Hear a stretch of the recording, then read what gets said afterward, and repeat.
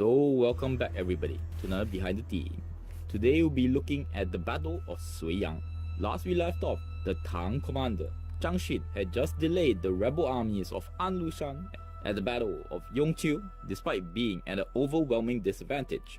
Thus, when the strategic city of Suiyang was threatened, its governor Suiyang called upon Zhang Xin to help defend the Tang cause. The importance of Suiyang, which was the regional capital of eastern Henan, was of huge importance, as if it fell, the Tang territory south of the Yangtze River would be threatened, which would include much of the rice cultivating lands and the Grand Canal, the main trade route between great waterways of China. In fact, the whole reason Zhang Xin defended Yongqiu so stoutly was so it could be used as a buffer for Suiyang. And heading Zhang's way was the top Yan general Yin Ziqi at the head of a 130,000 man army and probably preparing for a southern campaign, picked up an additional 20,000 men, making his army a total of 150,000. And to this, Zhang Xin and Suiyang had a massive army of 7,000 or 10,000 if you include the militia within the city. Due to the lack of troops, Zhang Xin assigned troops to each section of the wall and the citizens to help deliver supplies to the walls, and if need be, join in to plug up any holes in the defenses. And that was definitely needed, as the Yan forces assaulted the city constantly after they arrived. The first trick Zhang Xin employed was the same trick he had used as described in our last video. In Yongqiu, he would play war drums at night, which would normally signal an attack, but then would not. But this meant that the besieging forces would be unable to rest and be constantly awoken from their sleep, having to don their armor, weapons, and get into battle order. This happened so constantly that the Yan army started to lower its defenses, at which point Zhang Xin would assault them to great effect. That being said, even with a much higher casualty rate than normal, Yin Ziqi continued his frontal assaults. The math was simple. In each assault, for every few soldiers that the Yan would lose, Zhang Xin would lose troops too. And the Yan had the advantage of more troops and the possibility of reinforcements. Zhang Xin must have known this too, as he tried to break the Yan forces by taking its head, the commander, Yin Ziqi. The first problem though to the plan was that Zhang Xin had no idea how Yin Ziqi looked, and thus came up with a plan to identify the general. He did this by ordering his men to shoot weeds and sticks into a small part of the enemy army. When the soldiers found out what was happening, they went to inform the general of the situation, that the garrison had run out arrows there. When Yin and his entourage arrived and a soldier knelt to report to a man in the most elaborate armor, Zhang knew he found his target and ordered his best archers to shoot. Yin Ziqi was hit in the left eye, but luckily survived and was incapacitated.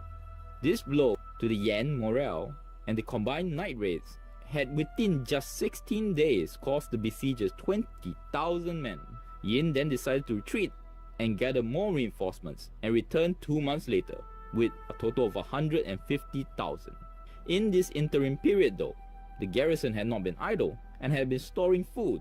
Originally, Suiyang had wanted to store 1 year's worth of food in Suiyang, but the district governor insisted that the food be spread about the outlying fortresses, and thus Suiyang was again besieged, but with much less food than expected.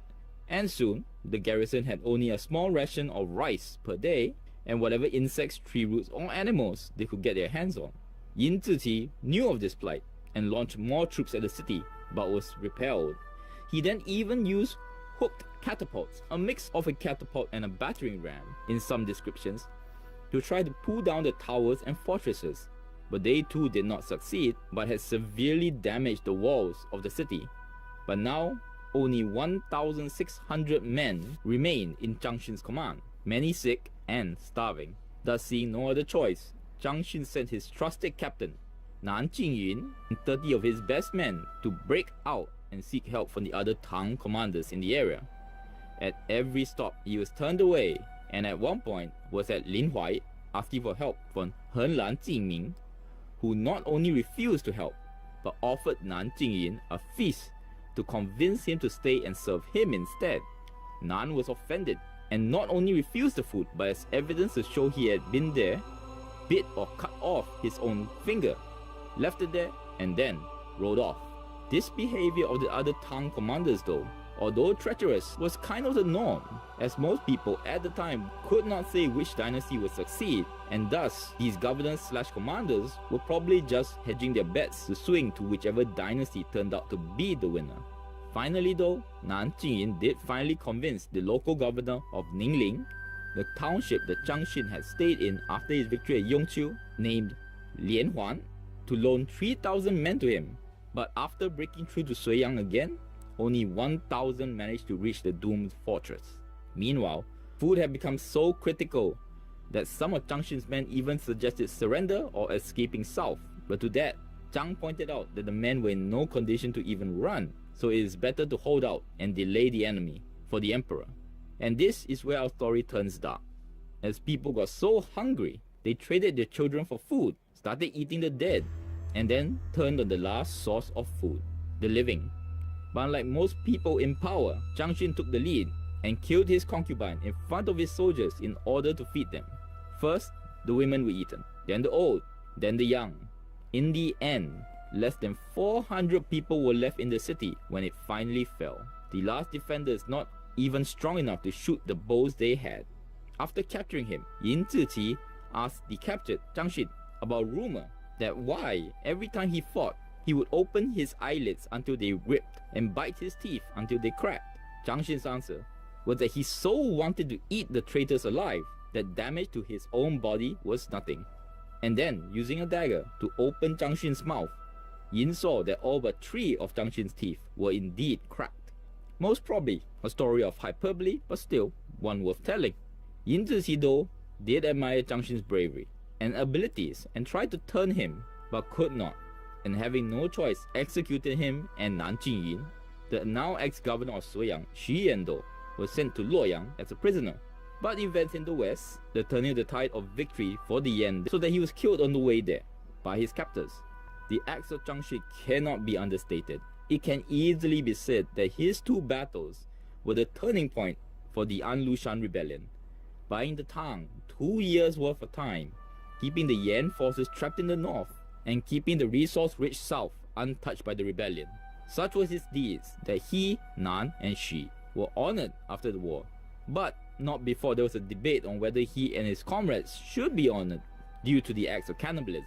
In fact, a temple was even built for Zhang Xin in Suiyang, and both he and Xu Yan are sometimes used as doggers in temples in China now. Next time, we will look back at the An line, or the Yan Dynasty, and see how it all went so wrong with a plan that looked unable to fail. So if you like content like this, subscribe, comment, let me know what you think. Thank you very much. Till next word.